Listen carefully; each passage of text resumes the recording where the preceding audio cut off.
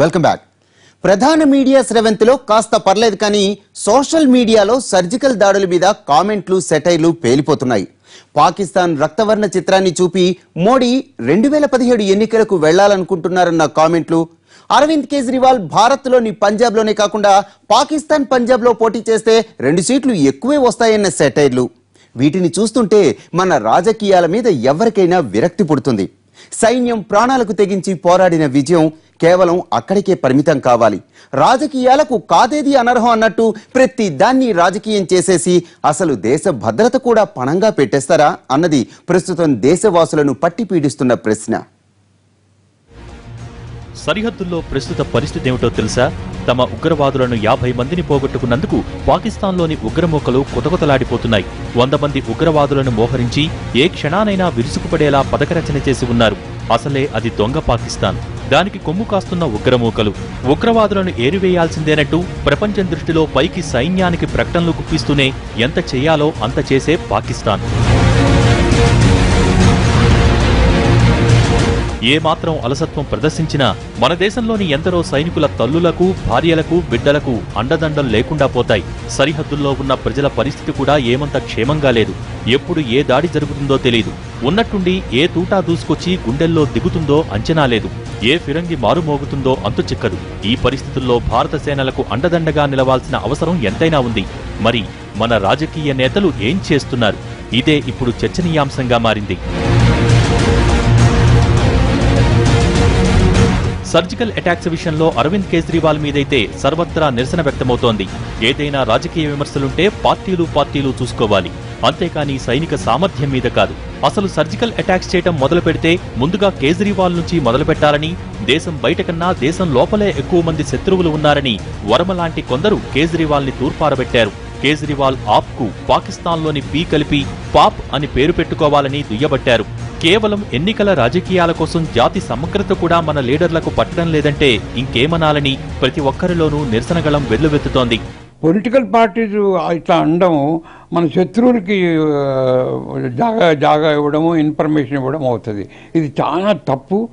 ఆ మిలిటరీ కూడా డిస్కరేజ్ అవుతుంది. ఇట్లాంటి మాటలు మాట్లాడితే మన దగ్గర డెమోక్రసీ ఉండిండొచ్చు, బట్ ఇట్లాంటి వీటిలో ఇంటర్ఫియర్ కాకూడదు. లోకంలో ఎక్కడా ఇంటర్ఫియర్ కారు. అమెరికా ఆ మిలిటరీ ఇరాక్లో ఏం చేసిందంటే ఎవరు ఏమి ఇంటర్ఫియర్ కారు అన్యాయంగా. ఇక ఏమిటో మన దగ్గర ప్రతి పార్టీ ప్రతి ఇష్టం వచ్చినట్టు మాట్లాడటము. భారత్ నిజంగా సర్జికల్ దాడులు చేసి ఉంటే తగిన ఆధారాలు చూపించాలని అరవింద్ కేజ్రీవాల్ చేసిన వ్యాఖ్యలకు దేశవ్యాప్తంగా తీవ్ర వ్యతిరేకత వ్యక్తమైంది. తన తప్పు తెలుసుకున్న కేజ్రీవాల్ క్షమాపణలు కోరారు. ప్రధాని మోడీని రక్త వ్యాపారిగా అభివర్ణించిన రాహుల్ గాంధీని కూడా తప్పుపడుతూ స్టేట్మెంట్లిచ్చారు. తనకు భారత సైన్యం పట్ల పూర్తి నమ్మకముందని, ప్రపంచాన్ని నమ్మించాలనే తానిలా అన్నానని చెప్పుకొచ్చారు. కేజ్రీవాల్ వ్యాఖ్యలకు ఆగ్రహించిన ఒక వ్యక్తి సిరాతో తీవ్ర నిరసన వ్యక్తం చేయడంతో కేజ్రీ బుద్ధి వచ్చినట్టు తన స్టేట్మెంట్ను సరిదిద్దుకున్నారు. తప్పు ఒప్పుకుని మన్నించమని కోరారు.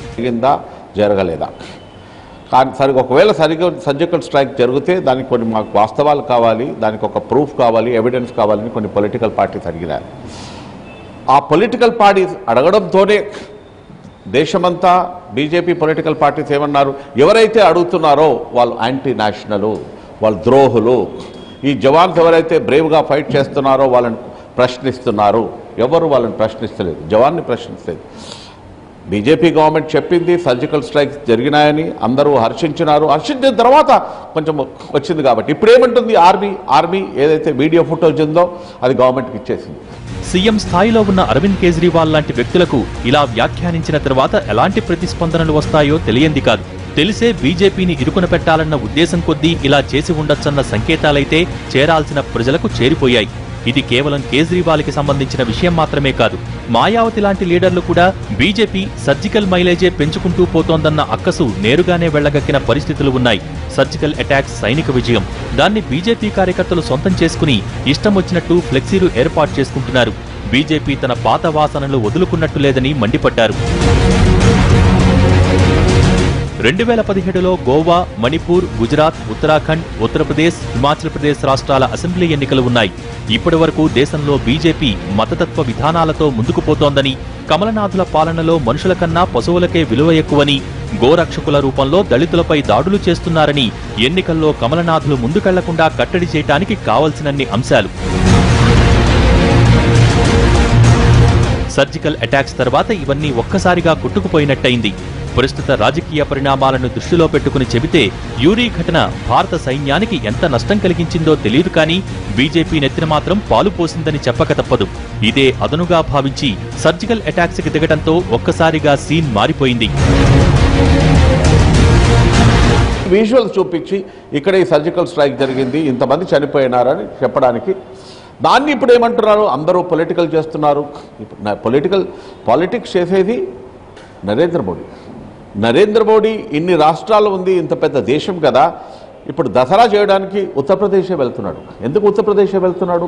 ఉత్తరప్రదేశ్లో ఎలక్షన్స్ వస్తున్నాయి కాబట్టి ఒక ప్రైమ్ మినిస్టర్ అక్కడ ఉంటాడు.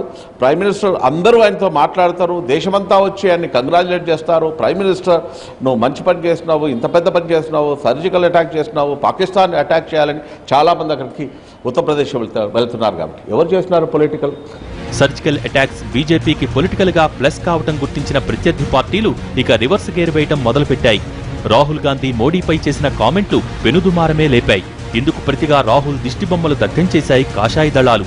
పార్టీ అధ్యక్షుడు అమిత్ షా సైతం రంగంలోకి దిగి ప్రత్యర్థులకు కౌంటర్ ఇవ్వాల్సి వచ్చింది. మోడీ అయితే ఎవరెన్ని రకాలుగా రెచ్చగొట్టినా సర్జికల్ అటాక్స్ వీడియో మీద అనుమతి లేకుండా మాట్లాడవద్దని సూచించారు. కానీ ఇవేవీ పనిచేయటం లేదు. వచ్చే ఎన్నికలను దృష్టిలో ఉంచుకుని సర్జికల్ విజయాలను చూపి ఓట్లను అడిగేందుకు ఎంతమాత్రం సిగ్గుపట్టం లేదు.